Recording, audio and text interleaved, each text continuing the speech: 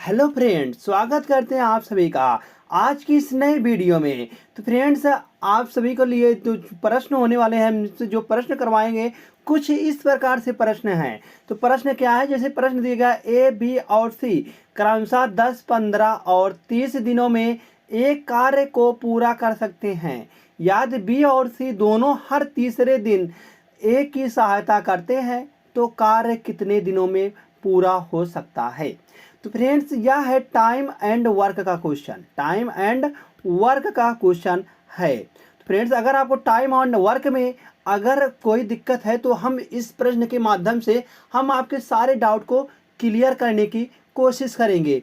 और जो अगला प्रश्न है, मतलब इसी तरीके से जो प्रश्न होने वाला है वह है अगला प्रश्न, ए और बी की आय का अनुपात 5:7 है और उनके व्यय का अनुपात 3:4 है। यदि ए और बी क्रमशः 5,000 और 9,000 की बचत करते हैं तो ए की आय और बी की बचत के दो गुणों के बीच का अंतर क्या होगा। तो फ्रेंड्स, यह है आय और व्यय का क्वेश्चन।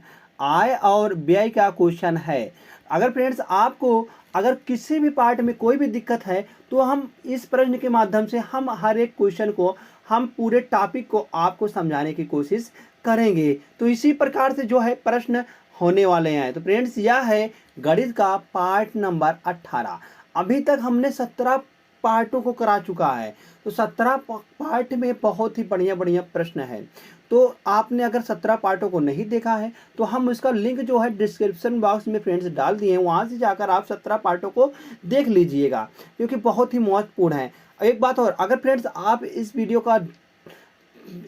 का अगर आप पीडीएफ पाना चाहते हैं तो आप हमारे टेलीग्राम से जुड़ना ना भूलिएगा, क्योंकि वहाँ पर जो है हम सारे पीडीएफ को डाल दिए हैं। तो इसका जो है टेलीग्राम का जो लिंक है वह वीडियो के डिस्क्रिप्शन बॉक्स में है, वहाँ से जाकर आप जो है टेलीग्राम ग्रुप ज्वाइन करके और पीडीएफ डाउनलोड कर दीजिएगा।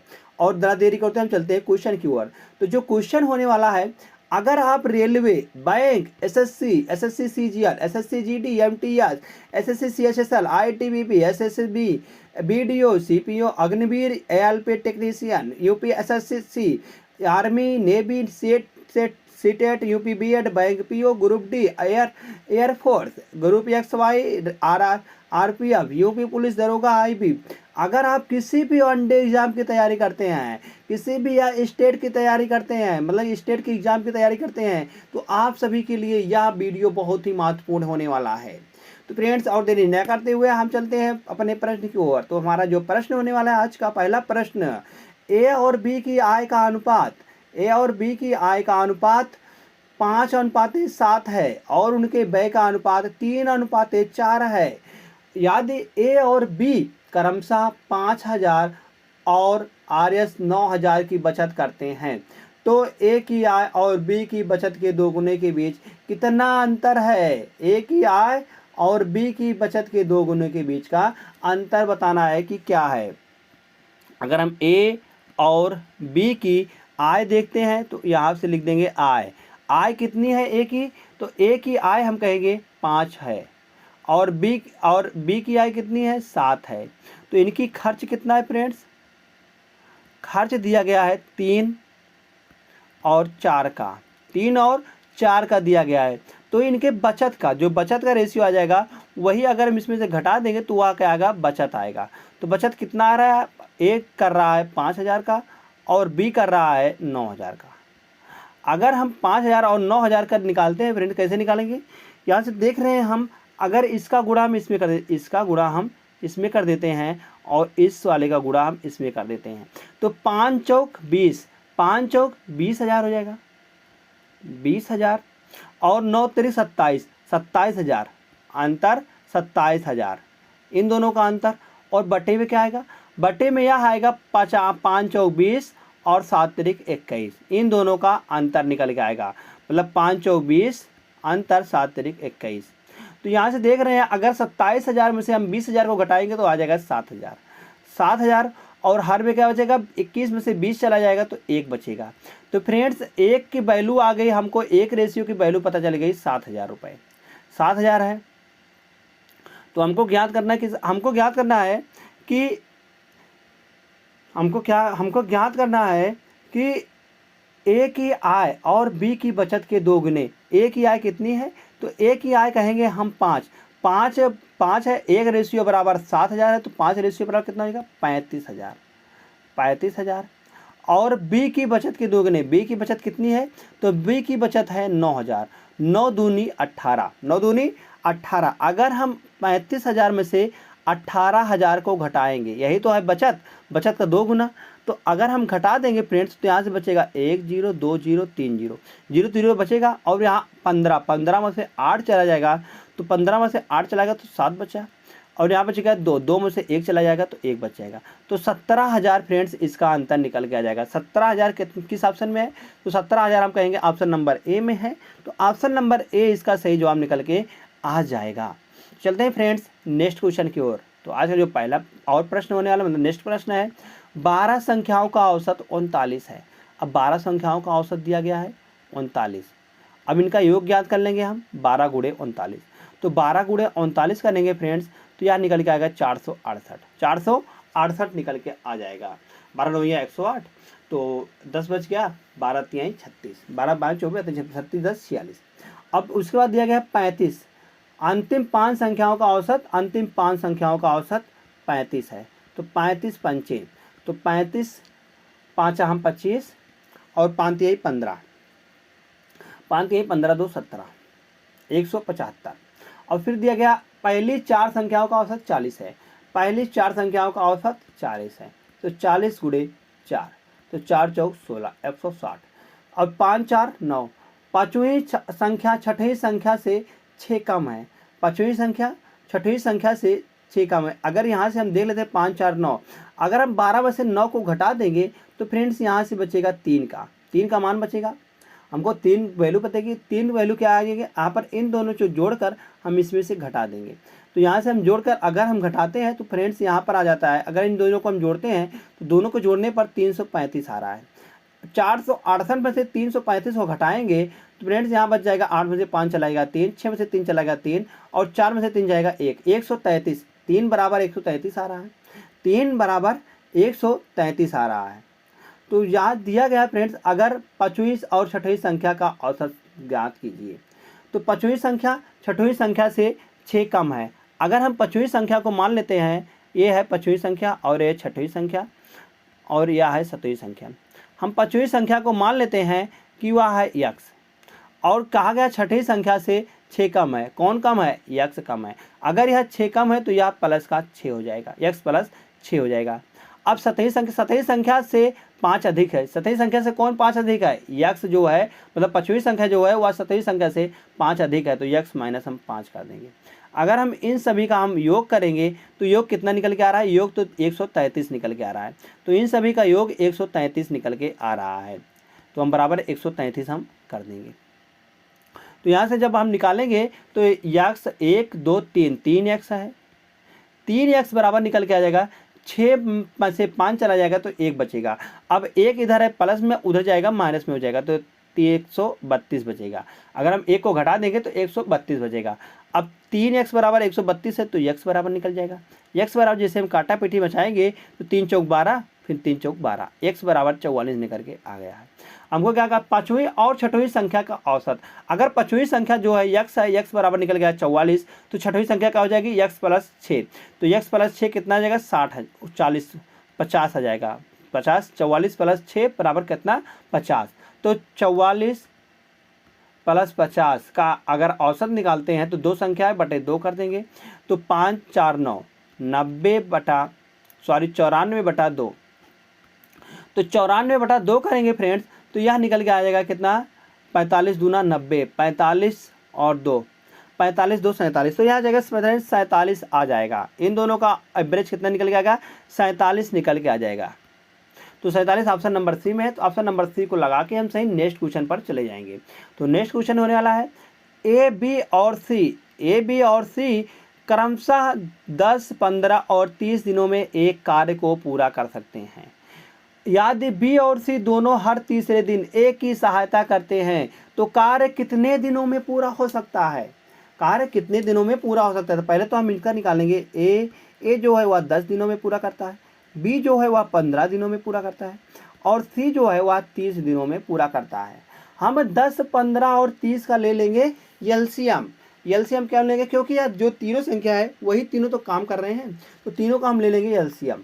एलसीएम लेने पर क्या रहा, 10, 15 और 30 का एलसीएम लेंगे तो यहाँ पर निकल के आएगा 30। क्या निकल गया फ्रेंड, 10, 15 और 30 का एलसीएम 30 आएगा। तो 30 को हम 10 से भागा देंगे तो 3 बार जाएगा, और यह 15 को जब भागा तो 15 से भागा देंगे तो 2 बार जाएगा, 30 से देंगे भागा तो 1 बार जाएगा। अब बताया गया है बी और सी दोनों हर तीसरे दिन, मतलब कि बी और सी हर तीसरे दिन, पहले दिन तो ए काम करेगा, दूसरे दिन भी ए काम करेगा, और तीसरे दिन ए प्लस बी प्लस सी, मतलब दोनों बी और सी दोनों मिलकर काम, मतलब तीनों मिलकर काम करेंगे। तो ए तो है, ए कितना है, ए की एफिशिएंसी 3 है, एक दिन में 3 काम करेगा, 2 दिन में, मतलब कि 3 काम करेगा। अब फिर तीनों मिलकर कितने, 3, 2, 5, 1, 6, तीनों मिलकर 6 काम करेंगे। अब 3 दिन का काम कितना है, 6, 3, 9, 3, 12, 3 दिन का काम कितना है फ्रेंड्स, 12 है। तो 12 गुणे हम 2 कर देंगे तो 12 दूना 24, 12 दूना 24 आ जाएगा। मगर यह जो काम है वह 24 काम निकल गया है, कितने दिनों का है, 3 और 3, वह 6 दिनों का काम है। कितने दिनों का काम है फ्रेंड्स, 6 डेज का काम है। तो यह 12, 24 निकल जाएगा। अब क्या है, अब उसके बाद कितना बच रहा है, अब 24 और 6 बच रहा है, 24 और 6 बच रहा है। अब और कौन काम करेगा, ए काम करेगा। ए एक दिन में कितना काम करता है, ए एक दिन में काम करता है 3, फिर 3, 24 और 3, 27 हो जाएगा। फिर कितना जब 3 बचा, फिर एक दिन में ए कितना 3 काम करता है। अब यहाँ से 6 और 1 दिन ये हो गया, 1 दिन हो गया, तो 6 और 2 कितना हो जाएगा, 8 दिन हो जाएंगे। टोटल कितने दिन हो जाएगा फ्रेंड्स, 8 डेज लगेंगे। तो 8 डेज किस ऑप्शन में, तो 8 डेज हम कहेंगे ऑप्शन नंबर सी में है। तो ऑप्शन नंबर सी को हम सही लगा के तो हम चले जाएंगे तुरंत। क्वेश्चन नंबर नेक्स्ट है, पाइप ए, बी और सी किसी टंकी को क्रमशः 15, 30 और 40 घंटों में भर सकते हैं। एक ही दिन पाइप ए, बी और सी को क्रमशः सुबह 6 बजे, 8 बजे और 10 बजे खोला जाता है, तो टंकी कितने बजे भर जाएगी, तो टंकी कितने बजे भर जाएगी हमको समय बताना है। तो ए जो है वह 15 घंटों में भर सकता है उसी टंकी को, और बी जो है उसे 30 घंटों में भर सकता है, और सी 40 घंटों में भर सकता है। अगर हम इन सभी का लेते हैं एलसीएम, तो एलसीएम लेने पर उस टंकी की पूरी आ जाएगी क्षमता। तो एलसीएम कितनी है, एलसीएम आ जाएगा 120। अगर हम 15 को 15 में भाग, मतलब 15 से भाग देते हैं 120 में, तो यह आ जाएगा 8 बार। अब इससे जब भागा देंगे तो यह जाएगा 4 बार, यह जाएगा फ्रेंड्स 4 तिहाई 12, तो 3 बार जाएगा। तो ए की एफिशिएंसी 8 आ गई, ए और बी की 4 आ गई, और सी की 3 आ गई है। अब बात करते हैं ए वाला खोला जाता है सुबह 6 बजे, और 6 बजे खोला जाता है, मगर सी को 10 बजे खोला जाता है। हम जो अंत में खोला जाएगा, हम वहाँ तक जो दोनों हैं, दोनों कितने काम कर चुके हैं। अगर सब 10 बजे खोले जाएंगे तो कितना हो जाएगा, तो यह 4 घंटे काम कर चुका है। कौन काम कर चुका है, ए वाला काम कर चुका है। ये 1 घंटे में 8 भरता है, तो 4 घंटे में कितना भरेगा, तो 8 गुणे 4, तो वह 32 भर चुका है। ए कितना भर चुका है, 32 भर चुका है।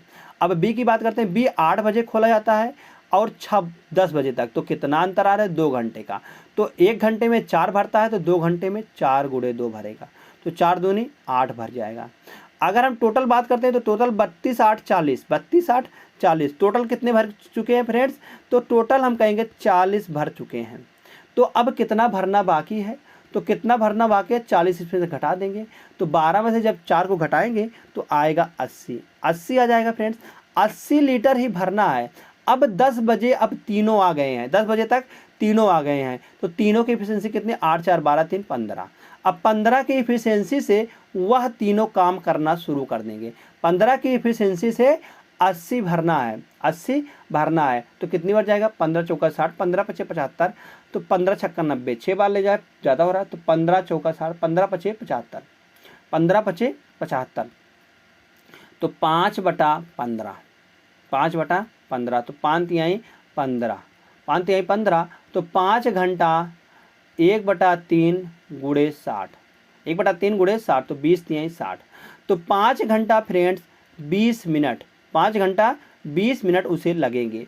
तो कितने में से, अगर हम 10 में 5 घंटा 20 मिनट उसे लगेंगे 80 लीटर भरने में, तो 10 में हम 5 को जोड़ देंगे, 5 घंटा 20 मिनट को जोड़ेंगे, तो 10, 5, 15, 10, 5, 15, 15:20।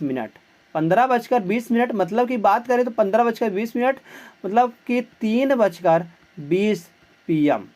3:20 PM पर टंकी जो है वह भर जाएगी, क्योंकि हम सुबह खोले थे ना। क्योंकि एक दिन मतलब सुबह सुबह तो है, सुबह ही 6, 8, 10 बजे। तो कितना बजे होगा? 15 बजते हैं, 15 बजे मतलब 3:20 पर।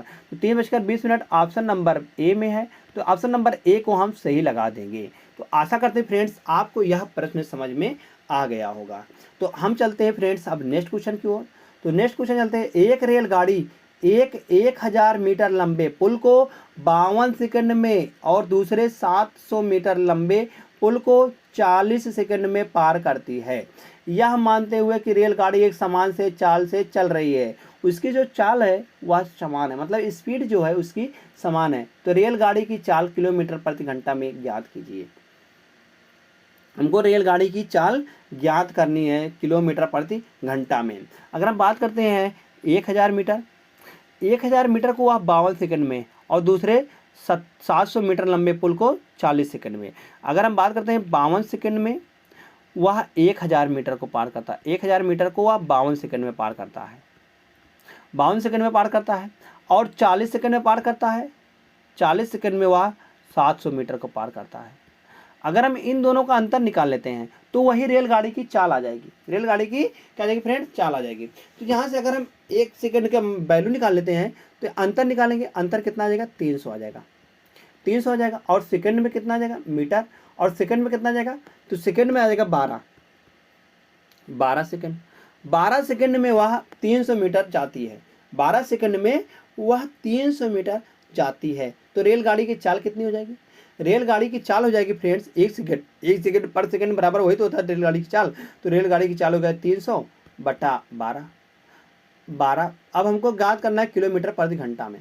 यह है मीटर प्रति सेकंड में, यह है मीटर प्रति सेकंड में।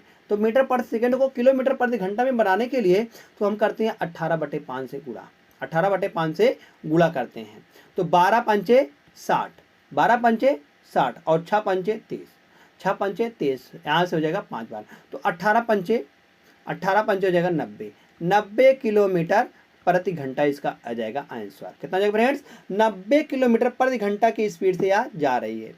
तो ऑप्शन नंबर किस में है? 90 किलोमीटर प्रति घंटा, तो ए में है। तो ऑप्शन नंबर ए सही जवाब इसका निकल के आ जाएगा। तो आशा करते हैं फ्रेंड्स आपको यह भी प्रश्न समझ में आ गया होगा। तो चलते हैं फ्रेंड्स हम नेक्स्ट क्वेश्चन की ओर।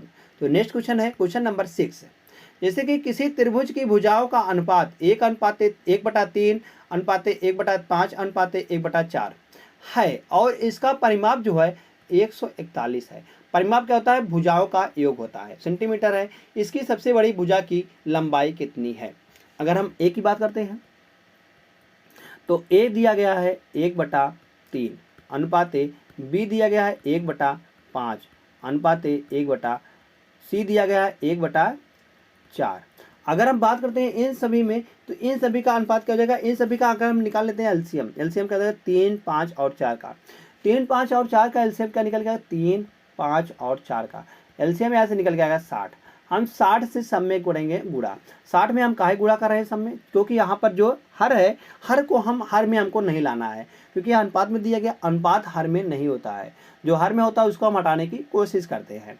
तो हटा देंगे यहाँ से, हम 60 का गुणा कर देंगे, 60 का हम गुणा कर देंगे सब में।